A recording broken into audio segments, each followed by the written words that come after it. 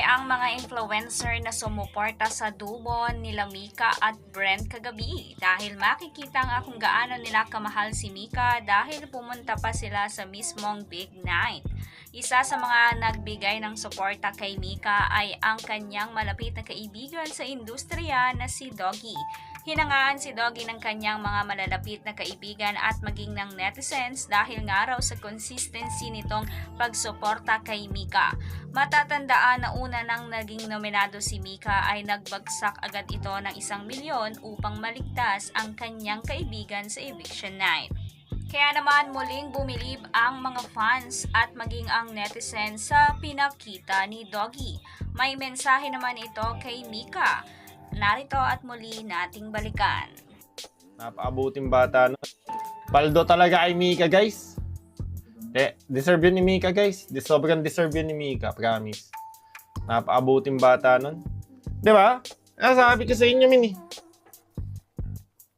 Sa akin tingin ko, guys, alam nyo,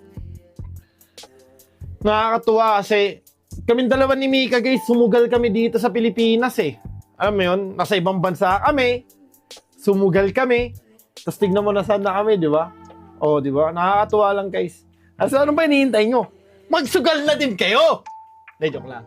Joke lang, chill lang, chill. Hindi, guys, sa akin ha. Nakakatuwa. Congrats, Mika. You deserve everything that you have right now. Okay? Nanguna ka pa nag-champion kaysa kay H2O. Wow! Per season mo pa lang, palo! Kilometrong layo. Per season pa lang ni Mika, guys, champion. Iba talaga, no? Grabe. Kanina nung nagda-drafting, yung sinasabi yung 4th draft, kinakabahan ako eh. Ay, hindi pa ako kinakabahan nun. Tapos pagdating ng 3rd draft, nung nawala sila Tiaguez, andun ako sa venue, sabi ko, Kagsika, sino kaya ibaban ngayon dito? Wala. Yes, please, baby. Okay, guys.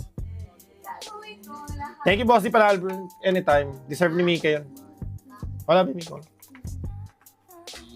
Ay, nakakatuwa na yung mga kaibigan mo, alam yun. Sa konting tulong na igagawa ko, na alam yun. Nakakatuwa, guys. I'm happy for Mika. Sana may kaibigan kayong katulad ko. Joke lang. Sana, guys, may kaibigan kayong katulad ko. Nakakatuwa. Nasusuportahan kayo. Di ba?